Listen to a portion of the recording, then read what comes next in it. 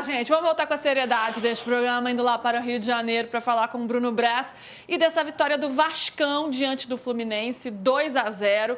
O dinizismo, que o PVC adora, esteve ontem, hein? Que partida do Vasco, já foi bem no primeiro tempo, no segundo, então, arrebentou. O Fluminense não viu nem a cor da bola. E Ryan brilhando, hein? Este garoto brilha demais. E aí, Brás, tudo bem? Você acompanhou esse jogo? Como é que foi acompanhar essa partida, né? Essa vitória do Vasco que está embaladíssimo. Terceiro time do retorno. Bom, boa tarde, Luísa, no 7 PVC. Pois é, acho que embalado dos últimos 6 jogos, 5 vitórias. Perdeu apenas o jogo para o Palmeiras. É um time que deu liga, né? Principalmente com a chegada desses reforços aí na janela do meio do ano. O principal problema do Vasco era o sistema defensivo. O Vasco sempre foi um time de fazer gols, mas tomava muitos gols. E aí chega essa dupla de zaga aí, Robert Renan e Carlos Cuesta, colombiano, com passagens pela seleção colombiana constantemente. E a volta do Barros, que é o garoto da base, né? Que estava emprestado ao América Mineiro, ele volta, estava fazendo uma boa Série B pelo América Mineiro. O Vasco pede para ele voltar e ali ele fechou ali na volância, né? O pitbullzinho ali. Então o Vasco, quase com essa dupla de zaga aí, acho que tomou um gol só desde que ela estreou. Então o Vasco sanou os problemas defensivos e ofensivamente é um time com muitas qualidades. Tem o Ryan, que cada vez mais desabrocha aí no futebol brasileiro, essa joia. O Coutinho, com esse sistema defensivo mais compacto, voltou a jogar um bom futebol, tem jogado muito bem. O Nuno Moreira foi um achado do Vasco, esse português, com muitos gols, participações em gols. Ontem fez gol de novo. Então, o Vasco se encontrou, deixou para trás aquela briga por rebaixamento e agora já chegou no G8, sonhando já com uma Libertadores. Pois é, agora está sonhando, né? E a gente já viu como é realidade bem possível. A gente acabou de ver as chances de Libertadores, de classificação para Libertadores do Vasco. Mussetti, o que mais te chama atenção nesse Vasco, né? É essa recuperação, né, que teve no retorno, é o Ryan, um jovem, uma individualidade que vem aparecendo demais, é a mobilização desse time e que Fernando Diniz consegue sim fazer isso. O que te chama mais atenção nessa reabilitação do Vasco? Tem muita coisa boa, Lu, mas não tem como não destacar o Ryan. Ele precisa estar, de fato, cotado pelo Ancelotti, já deve estar sendo. Está jogando muita bola, ele é decisivo, ele é muito bom, ele brilha em campo. O Coutinho está jogando muita bola. Essa dupla de zaga encaixou. O Robert Renan combina demais com o estilo do Diniz, ele sai jogando muito bem. Então, o Vasco tem um grande goleiro que já esteve na seleção brasileira recentemente, o lateral direito convocado na última data FIFA. O Nuno, acho que a gente fala pouco, ele é um muito bom jogador. O Gomes, mesmo que ainda não seja titular absoluto, ele ajuda muito. Então é curioso como quando o Vasco veio para fazer 6-0 no Santos, parecia que ali o Vasco tinha encontrado um caminho. Muito se falou do Verratti fora do time, aí o Vasco decepciona, não ganha do Juventude, não ganha do Corinthians. E aí sim, parece que o Santos foi aquela sementinha para depois o Diniz terminar de achar o time. Dos últimos 11 jogos, só perdeu para o líder do Campeonato Brasileiro. Esse Vasco joga muita bola, o Fluminense até teve bons momentos.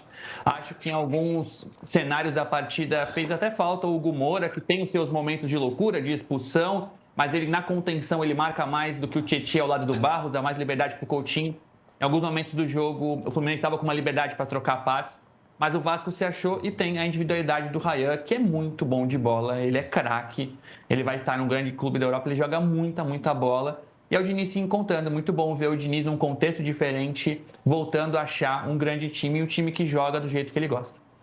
Os últimos 10 jogos do Vasco, 6 vitórias, 3 empates e só uma derrota, que foi para o líder do campeonato, foi para o Palmeiras. 20 gols marcados, 13 sofridos. E a derrota para o Palmeiras, né? Essa foi feia mesmo, foi 3-0 no Allianz Parque, mas é para o líder, né, gente? Ô, PVC, o que Fernando Diniz fez com esse time? Hein? Dá para colocar na conta dele? Dá para colocar na conta de quê? Qual que é o segredo desse Vasco?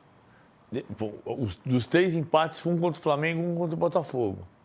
Que são dois dos 5 primeiros colocados. Foi o primeiro clássico carioca vencido nesse Brasileirão. Então tem um monte de coisa importante. Eu acho que teve um trabalho, a sequência do trabalho, o entendimento da sequência de treinos, 2 datas FIFA no meio disso, o time melhorou. Eu não gosto muito de dizer, como a gente falou ontem, então melhorou porque teve treino, então o outro que não melhorou é porque treinou mal. Não necessariamente. Mas o time conseguiu encontrar uma maneira de jogar.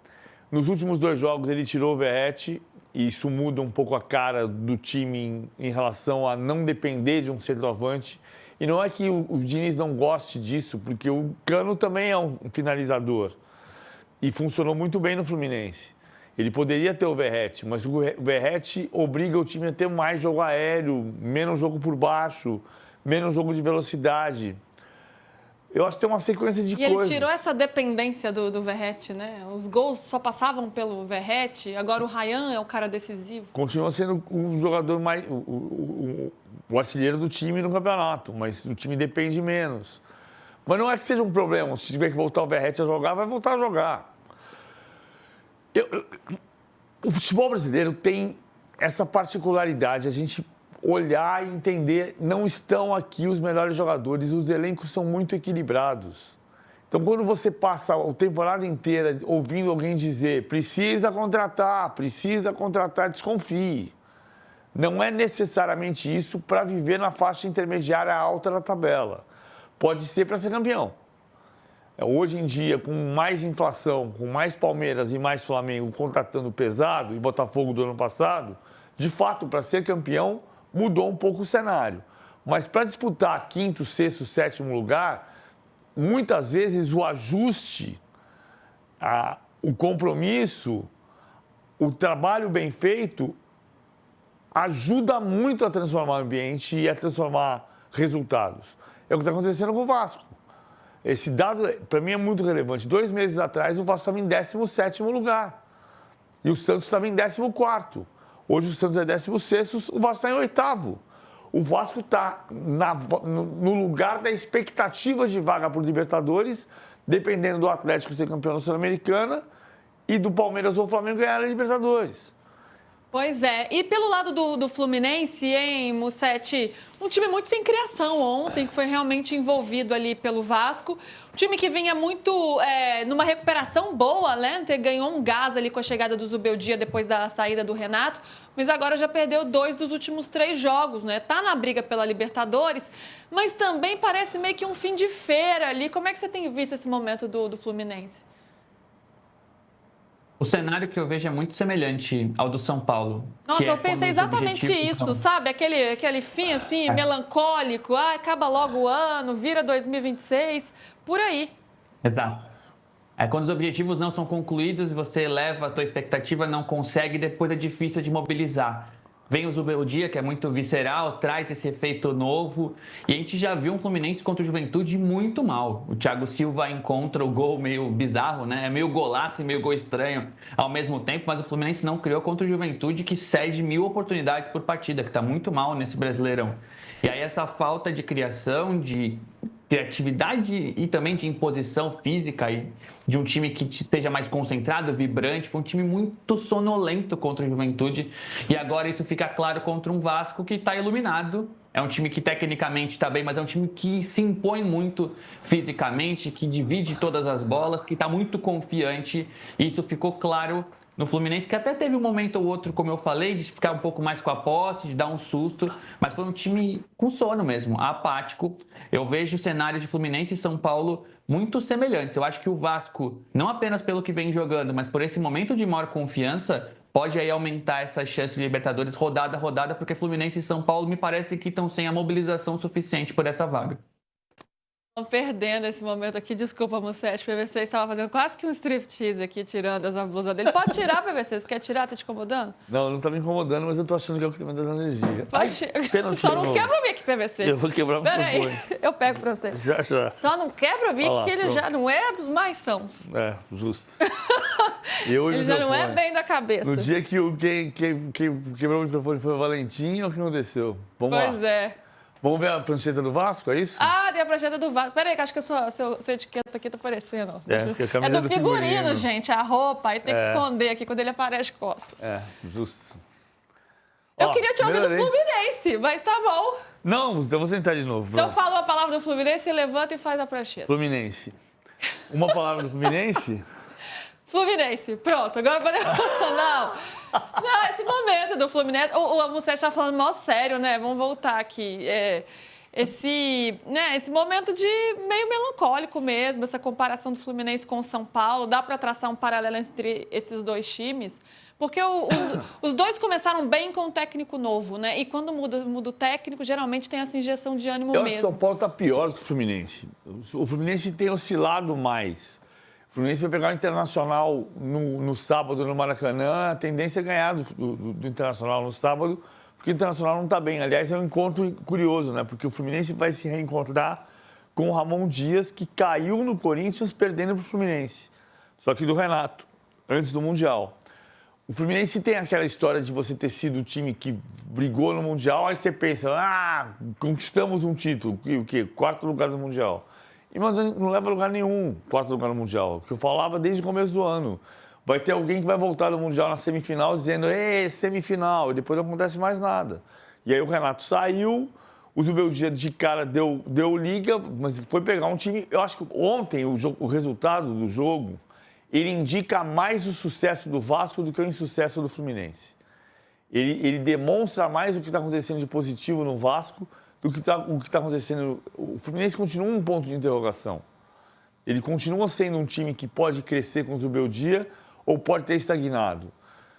Não dá para ter certeza do que vai acontecer com o Fluminense. Acho que o Bahia está mais forte, o Botafogo mais forte, o Vasco mais forte nesse momento para brigar por vaga na Libertadores. Mas o Fluminense está num estágio... O São Paulo é que decai. Eu acho um pouco diferente.